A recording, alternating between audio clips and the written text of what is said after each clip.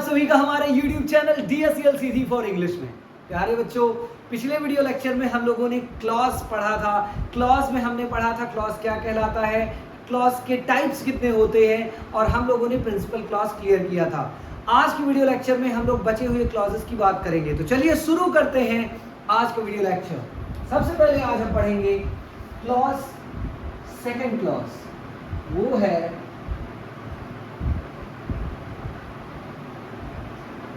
Parenthetical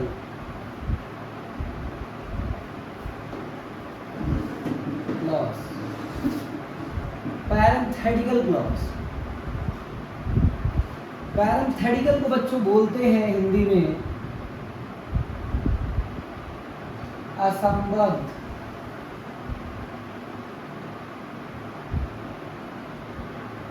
उपवाक्य। क्या कहलाता है असंबद्ध उपवाक्य?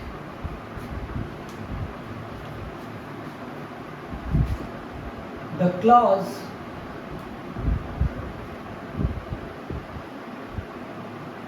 which has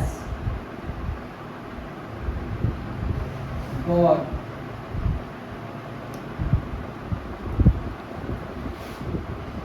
nothing to do with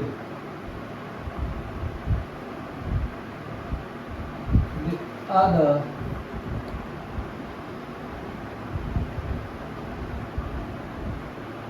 clauses of a sentence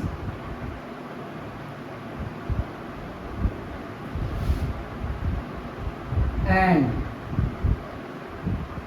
if we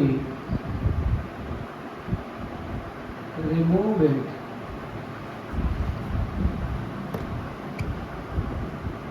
the meaning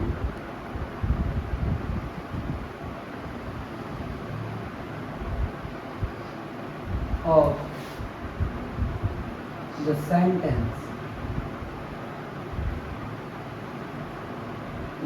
doesn't change.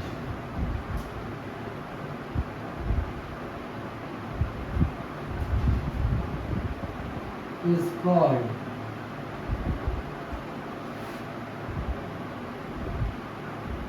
parenthetical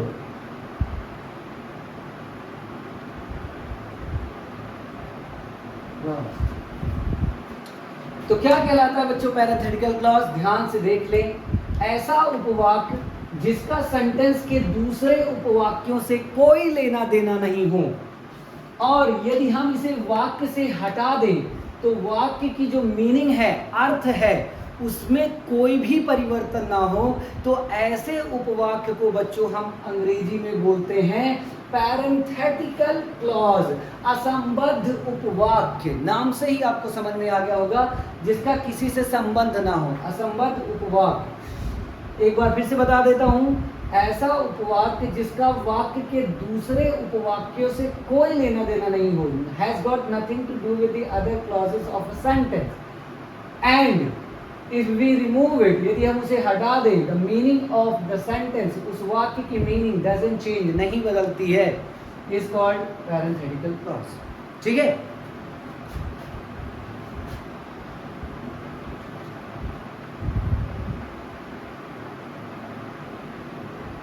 This clause often starts with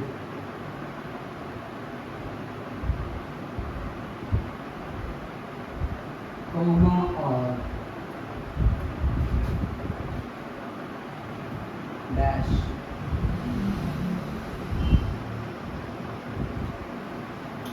यह clause अक्सर शुरू होता है कॉमा या डैश से, डैश या कॉमा से ये शुरू होता है। ठीक है? देखिए एग्जाम्पल,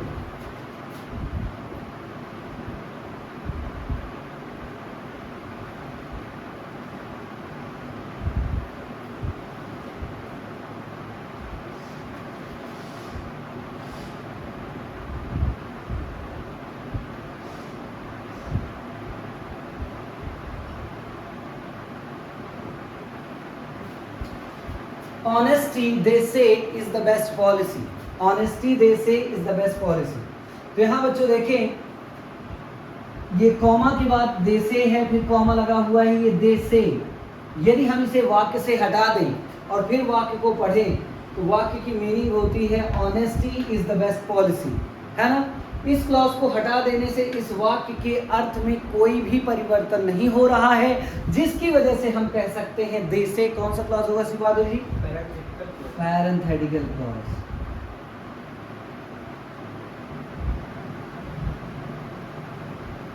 ठीक है, ये है पैरेंथेटिकल क्लॉज।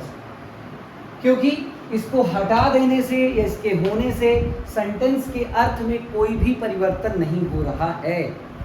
दूसरा एग्जांपल देखिए,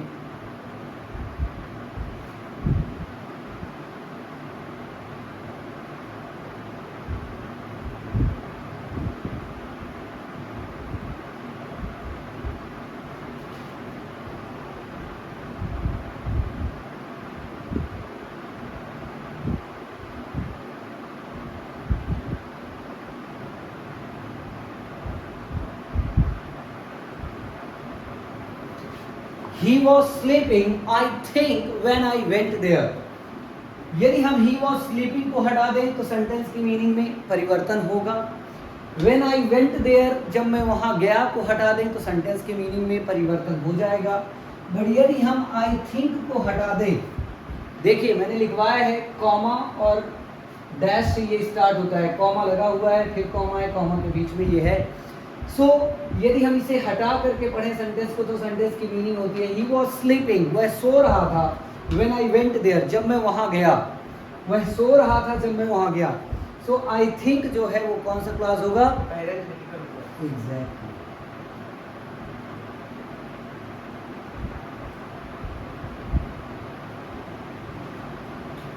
आई थिंक जो है वो पैरेंथेटिकल क्लॉज होगा। सो बच्चों आई होप कि पैरेंथेटिकल क्लॉज आपको समझ में आ गया होगा। इसका स्क्रीनशॉट आप ले लीजिए। चलिए अब शुरू करते हैं नेक्स्ट क्लॉज। पैरेंथेटिकल के बाद हम लोग शुरू करेंगे सीखना नेक्स्ट क्लॉज।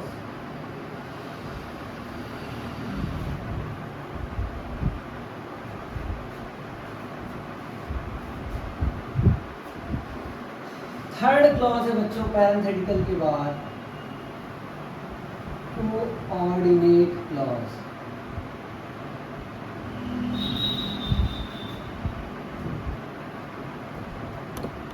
कोऑर्डिनेट क्लॉज जिसे हम हिंदी में बोलते हैं समान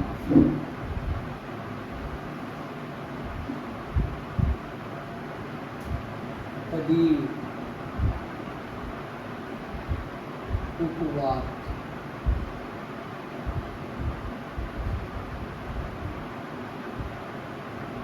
समान पदी उपवाक्य, समान पद वाले उपवाक्य, समान पदी उपवाक्य क्या कहलाता है? Coordinate clause.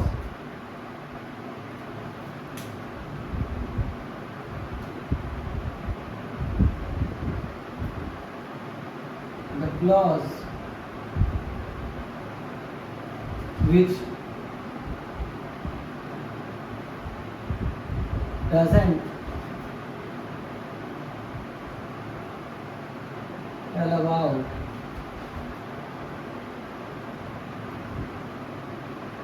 the noun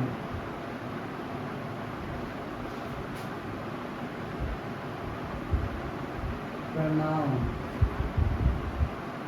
or the verb or any other clause on the contrary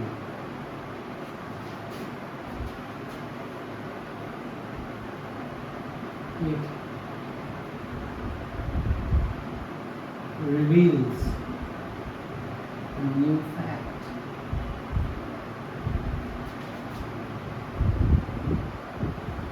is called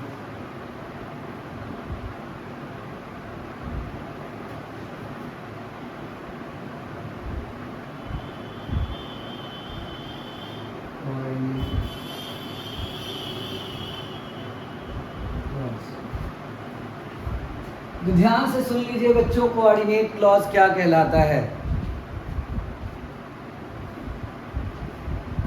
The clause which doesn't tell about the noun, pronoun or the verb of any other clause।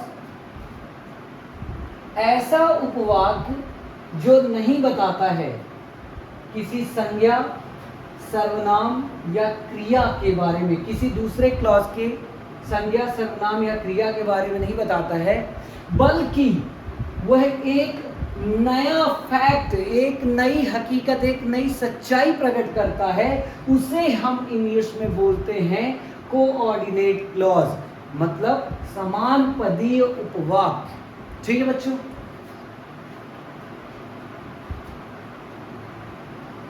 देखिए कैसे example देखेंगे तो आपको समझ में आ जाएगा।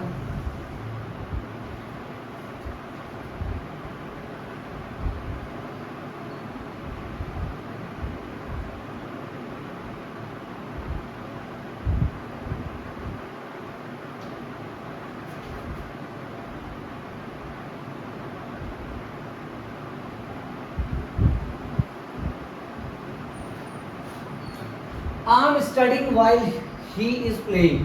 अब देखिए ये जो क्लॉज है while he is playing, ये पहले आए हुए क्लॉज के वर्ब या प्रोनाउन के बारे में कुछ नहीं बता रहा है कि मैं खेल रहा हूँ तो मुझे अच्छा लग रहा है, मैं थक रहा हूँ, मैं एंजॉय कर रहा हूँ, ये नई बात बता रहा है। क्या बता रहा है? मैं पढ़ रहा हूँ जबकि वह खेल रहा है, जबकि वह खेल रहा है, दूसरी बात बता रहा है। पढ़ रहा हूँ तो मुझे अच्छा लग रहा है, मैं एंजॉय कर रहा हूँ, ये नहीं बता रहा है। मुझे नॉलेज आ रहा है, ये नहीं बता रहा है। ये बता रहा है कि वह खेल रहा है। तो ऐसा उपवाक्य जो पहले आए हुए क्लॉज के बारे में या किसी दूसरे क्लॉज के बारे में, वर्ब के बारे में, नाउन प्रोनाउन के बारे में कुछ नहीं बताता, एक नई हकीकत बताता है, एक नया फैक्ट बताता है, उसे हम इंग्लिश में बोलते हैं, कौन सा क्लॉज बोलते हैं Shivang ji? Coordinate clause.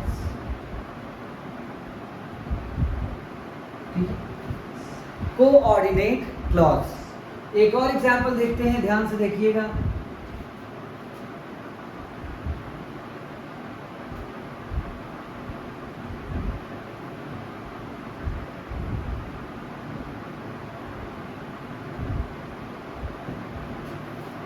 I passed but he failed। I passed but he failed। मैं पास हो गया तो मैं बड़ा खुश हुआ, मुझे अच्छा लगा, मैं आगे जाऊंगा, आगे पढ़ूंगा, इस बारे में कुछ नहीं बताता।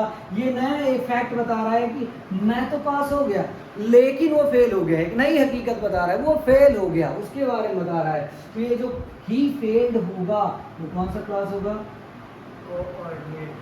कोऑर्डिनेट। ठीक है बच्चों, अब एक नोट देता हूं, उसे याद रखिएगा तो ये और आसान बना देगी आपको कोऑर्डिनेट क्लॉज को फाइंड करने के लिए। नोट है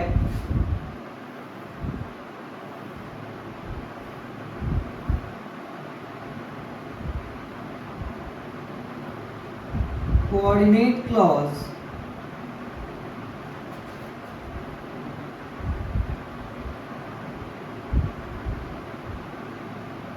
often starts with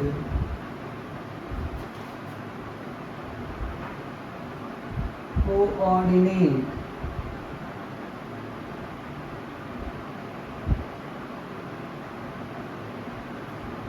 conjunctions।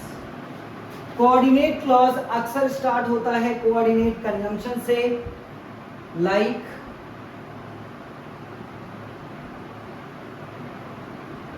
And, but,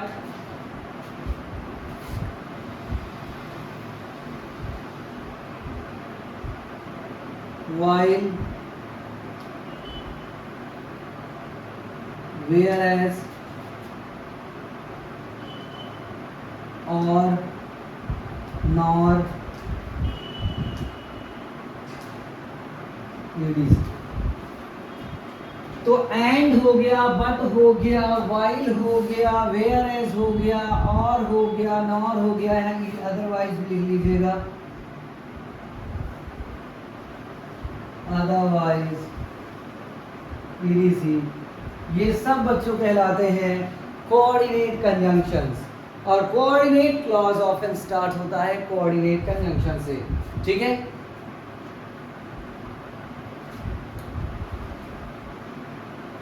इसका भी स्क्रीनशॉट आप ले लीजिए।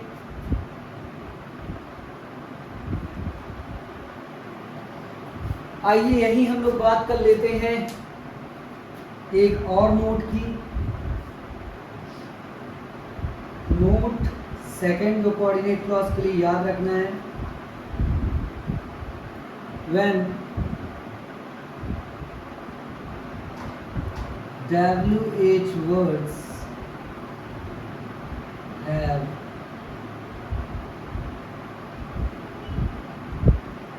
meaning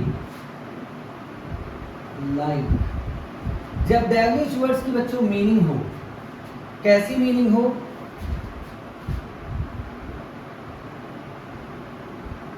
who,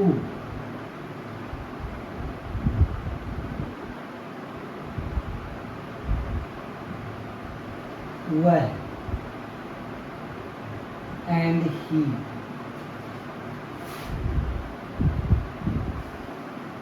when, तब,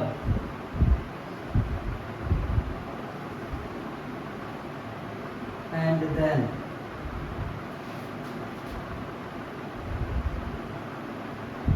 where, वहाँ, and there, which, there,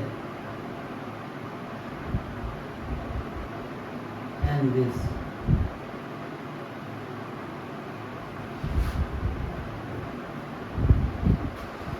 प्यारे बच्चों, जब WH वर्ड की मीनिंग कुछ ऐसी हो, हु का मतलब वह हो, व्हेन का मतलब तब हो, वेयर का मतलब वहां हो, विच का मतलब यह हो, तो इसके बाद जो भी क्लॉज आएंगे वो कोऑर्डिनेट क्लॉज होंगे।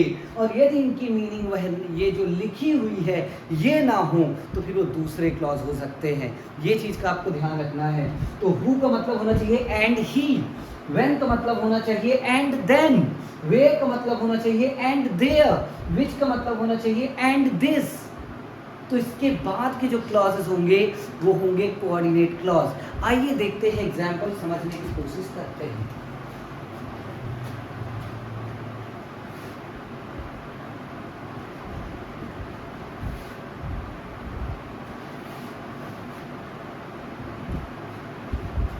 पहला एग्जांपल है, I met my friend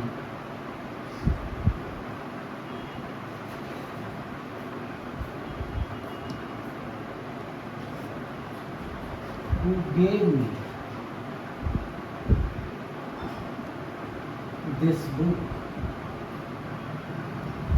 I met my friend who gave me this book। तो देखिए बच्चों, यहां मीनिंग क्या है, I met my friend, मैं अपने दोस्त से मिला, and he, यहां हु का मतलब है और उसने, gave me this book। तो ये जो है and who gave me this book, ये कौन सा क्लॉज होगा, क्योंकि हाँ हु की मीनिंग है उसने, वह, ठीक है।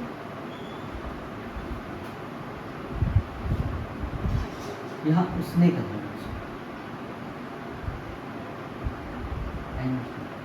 उसने, I met my friend who, उसने, गेव मी दिस बुक, तो ये हो जाएगा कौन सा clause,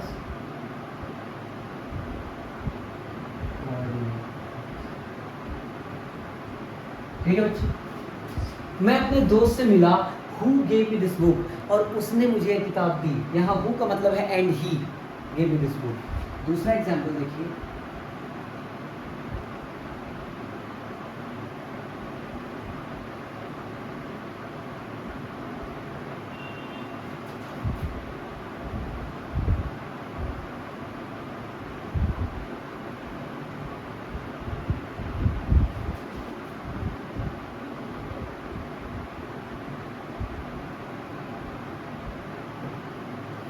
I got off the train, मैं ट्रेन से उतरा, when my sister greeted me, and then यहाँ when का मतलब है तब, मैं ट्रेन से उतरा तब मेरी बहन ने मेरा स्वागत किया, right. My sister greeted me, ये कौन सा क्लॉज होगा Shri Bahadur ji? Coordinate clause.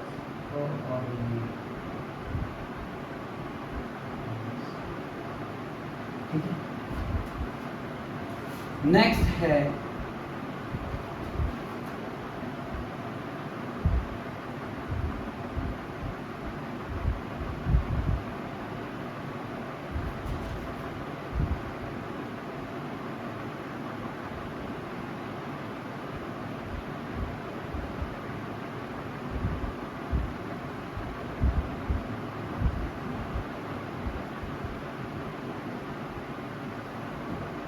He went to a forest, वह एक जंगल गया।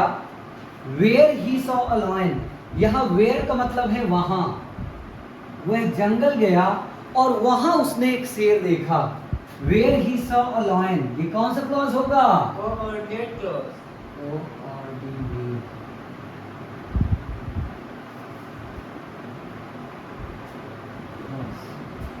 एक और बचा है तो उसे भी देख लेते हैं।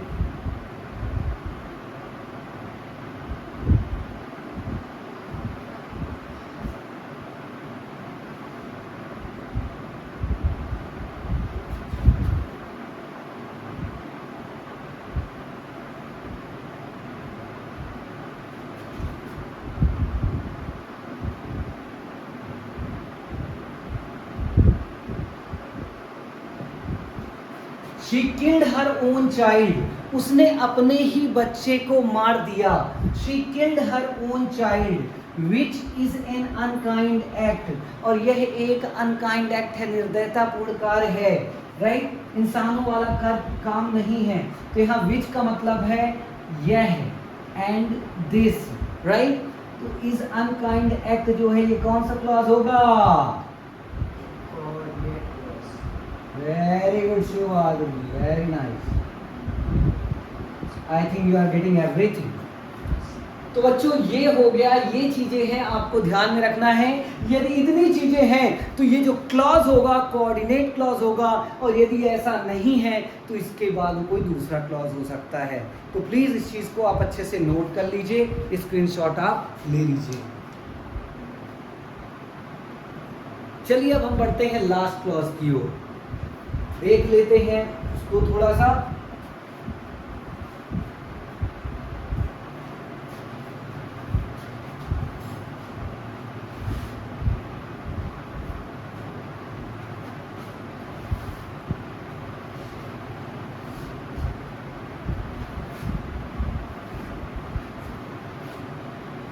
फोर्थ है बच्चों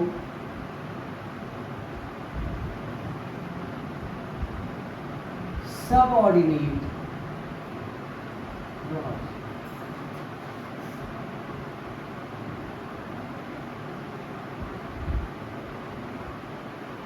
आश्रित उपवाद।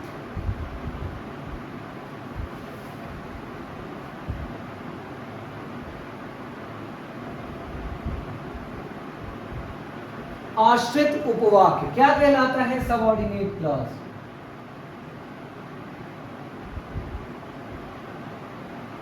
The clause which tells about the noun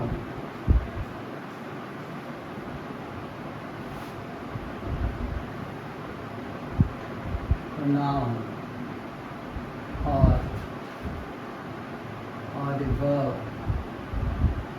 of other clause is called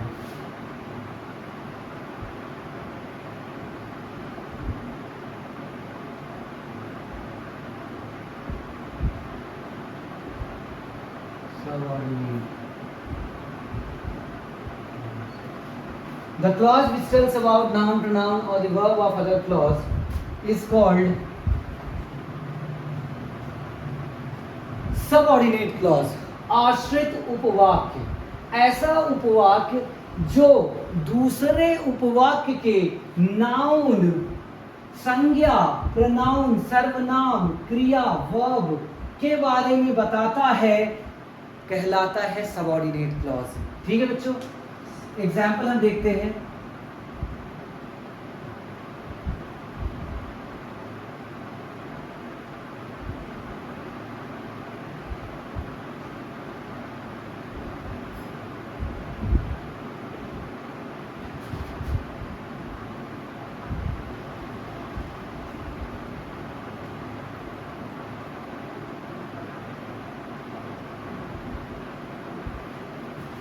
The book which you gave me is interesting। आप ध्यान से देखें तो you gave me, ये जो क्लॉज है you gave me, ये पहले आए हुए क्लॉज के नाउन के बारे में बता रहा है, बुक के बारे में बता रहा है, राइट? ये नाउन के बारे में बता रहा है। तो यहां you gave me जो है वो कौन सा क्लॉज होगा प्यारे बच्चों? Subordinate.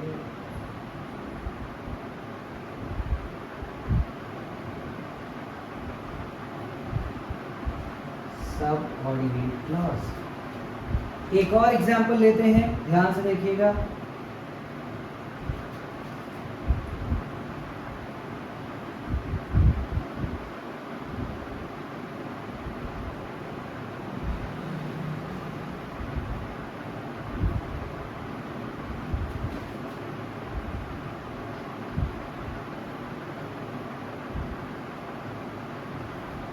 I work hard so that I may pass।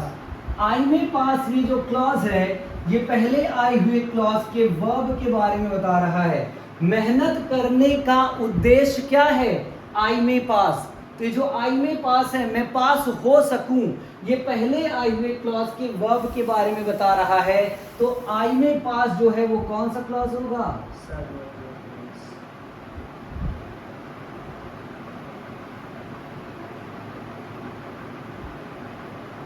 Subordinate. ठीक है प्यारे बच्चों, तो ये हो गया सबऑर्डिनेट क्लॉज। अब इसका भी आप स्क्रीनशॉट ले लीजिए।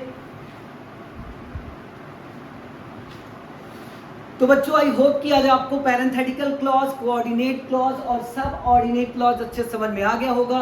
सब ऑर्डिनेट क्लॉज के 3 टाइप्स होते हैं, noun clause, adjective clause and adverb clause. और एडवर्ब क्लॉज के 9 टाइप्स होते हैं, 9 टाइप्स। वो 9 टाइप्स और जो इसके 3 टाइप्स होते हैं उनको कल के वीडियो लेक्चर में हम लोग कवर करेंगे। आई होप कि आज आपको जो हमने पढ़ाया है वो बहुत अच्छे समझ में आ गया होगा। प्लीज़ आप कुछ सेंटेंसेस लेकर के अपने से बना करके प्रैक्टिस करिएगा। एक बार फिर से इस वीडियो लेक्चर में शुरू से अंत तक हमारे साथ धैर्यपूर्वक बने रहने के लिए थैंक यू सो मच। धन्यवाद आप सभी का। मिलेंगे हम लोग नेक्स्ट वीडियो लेक्चर में और कंप्लीट करेंगे क्लॉजेस, और क्लॉज के बाद हम लोग शुरू करेंगे नेक्स्ट चैप्टर। तब तक के लिए आप सभी को ढेर सारा शुक्रिया, थैंक यू सो मच। यदि आपको हमारी टीचिंग अच्छी लगती है तो प्लीज़ इसे शेयर करें अपने फ्रेंड्स के साथ, रिलेटिव्स के साथ, एंड लाइक करें, चैनल को सब्सक्राइब करें। जय हिंद।